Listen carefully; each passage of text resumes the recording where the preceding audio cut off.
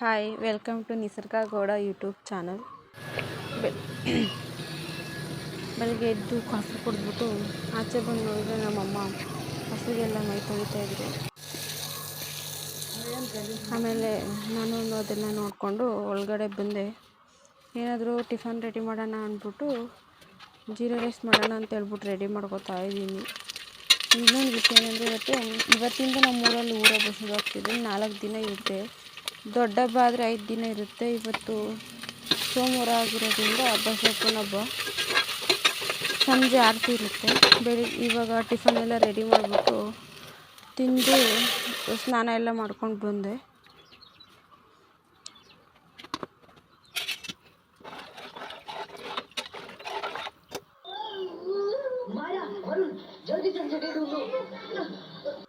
ಸ್ನಾನ ಮಾಡ್ಕೊಂಡು ಬಂದು ದೇವ್ರ ಮನೆ ಎಲ್ಲ ಕ್ಲೀನ್ ಮಾಡಿ ದೀಪ ಎಲ್ಲ ಹಚ್ಚಾಯಿತು. ಪೂಜೆ ಎಲ್ಲ ಮಾಡಾದ್ಮೇಲೆ ಈಚೆ ಬಂದು ನೋಡಿದೆ ಅಮ್ಮ ತಂಬಿಟ್ಟಿಗೆ ಅಂದ್ಬಿಟ್ಟು ಅಕ್ಕಿ ಹುರಿತಾ ಇದ್ರು.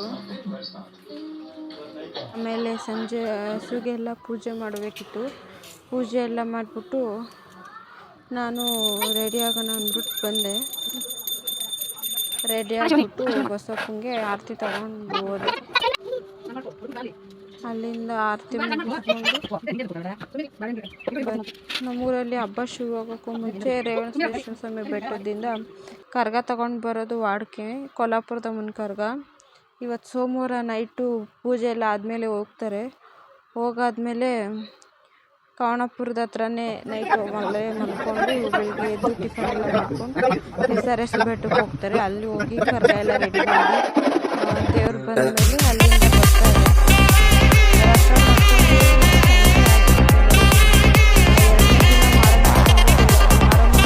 ರೆಡಿ ಮಾಡಿರ್ತಾರೆ. ಆರತಿಗೆಲ್ಲ ರೆಡಿಯಾಗಿ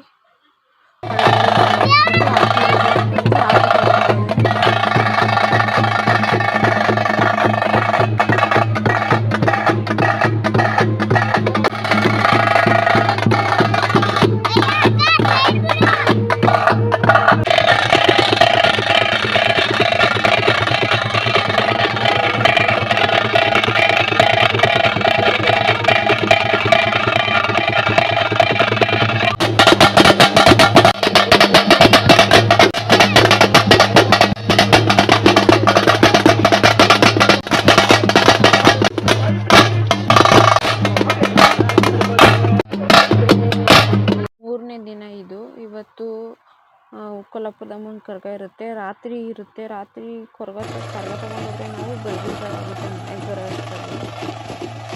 ಏನೇ ನಮ್ಮೂರಲ್ಲಿ ಏನೇ ದೇವ್ರ ಕಾರ್ಯ ಮಾಡಿದ್ರು ನಮ್ಮೂರಲ್ಲಿ ಒಂದು ಬಾವಿ ಇರುತ್ತೆ. ಅಲ್ಲಿಂದನೇ ದೇವ್ರ ಎಲ್ಲ ಶುರು ಮಾಡೋದು. ಅಲ್ಲಿ ಬಾವಿ ಹತ್ರಕ್ಕೆ ಹೋಗೋ ಅಷ್ಟರಲ್ಲಿ ರಾತ್ರಿ 12 ಗಂಟೆ ಆಗಿರುತ್ತೆ. ಅಲ್ಲಿ ಹೋಗಿ ದೇವ್ರಿಗೆಲ್ಲ ಹೂವು ಹಾಕಿ ಪೂಜೆಗಳಿರುತ್ತಲ್ಲ ಅದಕ್ಕೆಲ್ಲ ರೆಡಿ ಮಾಡಿ ಎಲ್ಲ ತಮಟೆ ಎಲ್ಲ ಹೊಡ್ಕೊಂಡು ರೆಡಿ ಮಾಡ್ತಾರೆ. ಅಲ್ಲಿ ದೇವ್ರ ಕರ್ಸಿ ಮತ್ತು ಪೂಜೆ ಕುಣಿಯೋರ್ನೆಲ್ಲ ಕರ್ಸಿರ್ತಾರಲ್ಲ ಪೂಜೆ ಎಲ್ಲ ಕುಣಿಸ್ಬಿಟ್ಟು ಬಸಪ್ಪನ ದೇವಸ್ಥಾನದ ಹತ್ರ ಕರ್ಕೊಂಡು ಬರ್ತಾರೆ.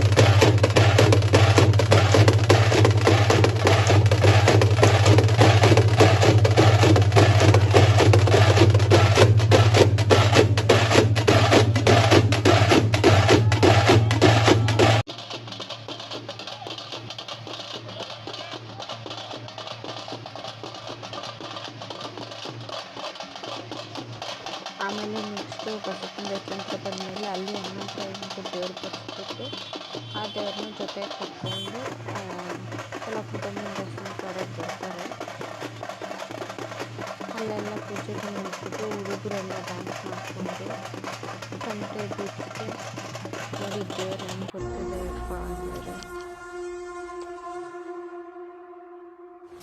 ನೆಕ್ಸ್ಟ್ ಅಲ್ಲಿಂದ ಶುರುವಾಗುತ್ತೆ. ಇನ್ನು ಪ್ರತಿಯೊಂದು ಬೀದಿಲೂ ನಿಲ್ಲಿಸ್ತಾರೆ.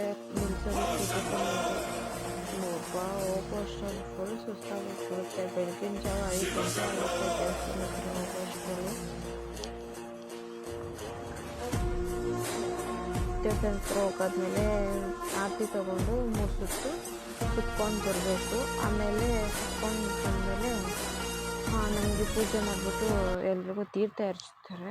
ಮಾಮೂಲಿ ನಾವು ತೆಂಬಿಟ್ಟಿನಾರ್ತಿ ತೊಗೊಂಡೋಗಿರ್ತೀವಲ್ಲ ಅದಕ್ಕೆಲ್ಲ ತೀರ್ಥ ಎರಚ್ತಾರೆ. ಆಮೇಲೆ ನಾವು ಅಷ್ಟೇ ಮನೆಗೆ ಬರೋದು ತೀರ್ಥ ಹೆಚ್ಚಿಸ್ಕೊಂಡು. ಆಮೇಲೆ ಲಾಸ್ಟ್ ಇಯರ್ ಏನಾಗಿತ್ತು ಅಂತ ವೀಡಿಯೋದಲ್ಲಿ ಆಗಿದ್ದೀನಿ ನೋಡಿ, ಲಾಸ್ಟ್ ವರ್ಷದ ಹಬ್ಬದ್ದು ಇಷ್ಟೇ. ಈ ವರ್ಷದ 3 ಹಬ್ಬ. ಕೊಂಡ ಆದರೆ ಇನ್ನೂ ಚೆನ್ನಾಗಿರುತ್ತೆ. ಕೊಂಡ ಇದ್ದರೆ ಇನ್ನೂ 5 ದಿನವರೆಗೂ ಇರುತ್ತೆ ಹಬ್ಬ.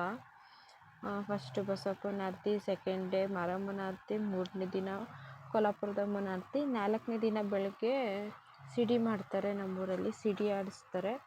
ಆಮೇಲೆ 5ನೇ ದಿನ ಶುಕ್ರವಾರ ನಾನ್ ವೆಜ್ ಇರುತ್ತೆ.